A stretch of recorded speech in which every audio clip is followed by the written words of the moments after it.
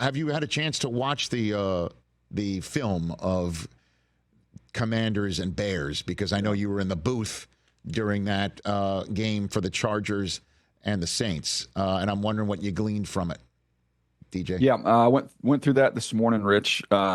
Let's start on the Daniels side of things first, and then we'll get over to to Caleb and to the Bears. Look, Jayden Daniels, even against a great defense like that, and I know they didn't result in touchdowns early on in that game, but they moved the ball well. The poise, it just still jumps off the screen when you watch him. Everything can be kind of chaotic around him. He's really still able to kind of keep that little heartbeat and able to escape and make some plays. They had, 4 big drops when you're watching it. So as good as his stat line was, could have been even better with some of the plays and some of the throws that he was making there. I do love the offense that they have him in. I think Cliff is doing a wonderful job of just kind of mixing things up with giving him some easy throws, some tunnel screens, hit some spot routes, and then just kind of picking your spots when to push the ball down the field. And he is incredibly accurate. Side note, I don't know if, everybody knows the end of that game, but Terry McLaurin, when I was trying to figure out who he ran by for the big go ball earlier in the game, it was Tyreek Stevenson. Not a great day. Not a great day for him. But Jayden was awesome. And, the end of the game, we'll get to that in a moment. But you flip over to Caleb. I thought early on in this game, everybody that had watched it on TV that had talked to me, because as you said, I'm calling the Charger game, so I don't see it as it's happening. They're like, I thought Caleb was too amped up, early in the game and was missing some throws, and then he played better down the stretch. And when I watched it, I actually came away thinking, Caleb, he was so concerned about making a mistake. I think he did not want to make that catastrophic mistake. When you call it, they got like a swing screen. They don't get the defensive end cut. It's a touch throw, but you can kind of get it over the defensive end and you might have something. He just held the ball, took a sack. There was a couple other times where there's defenders in the way. He just kind of airmailed it. He was trying to be a little too careful with that. And then if he didn't trust things were there, he was running around trying to make plays. I thought as the game went on, especially you get deeper into the fourth quarter, he stood in there and he took some chances and let it rip and did some really nice things to get them in front at the end of the game there. So I came away with both young quarterbacks, first and second picks. I was very impressed with what I saw from both of them. And then that throw at the end, right? Jayden Daniels, the throw at the end.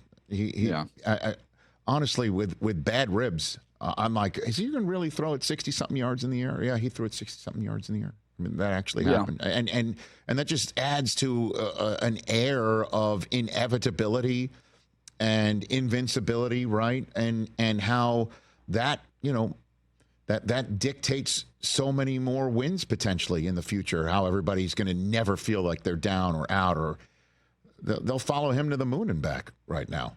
Yeah, DJ. I think it's safe to say you could say he's got the locker room, he's got the organization, and he's got their entire fan base right now. I mean, I've got a brother-in-law who's been a lifelong fan of this team.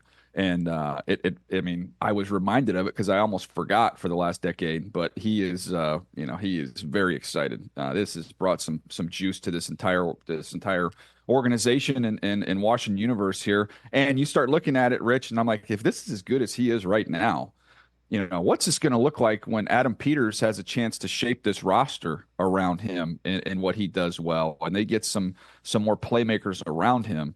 It's exciting. He's been fun to watch, and I don't want to take anything away from Caleb either, because I thought Caleb, after getting beat up and hit a bunch and maybe being a little too careful and a little too fine, he made some big time throws, man. When he hangs in there and gets hit right in the chest late in that game and has about a 30-yard completion down the left sideline, I'm like, okay, these are big boy throws. And at the end of the game, there's a lot of ways to go at that with things that were wrong on the Bears side of things. I went back and looked, just kind of going through the whole game. It was interesting. They were in the same situation, and I posted this right before the half, where they're at the 49-yard line. Chicago's 49 with 8 seconds left.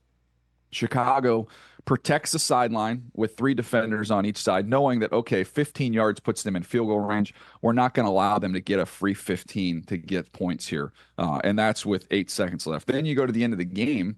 There's 6 seconds left. They're at the Washington 35. And I mean, as I'm watching tape, I'm like, okay, well, the goal here. The goal is to get towards midfield so you have a shot at a Hail Mary.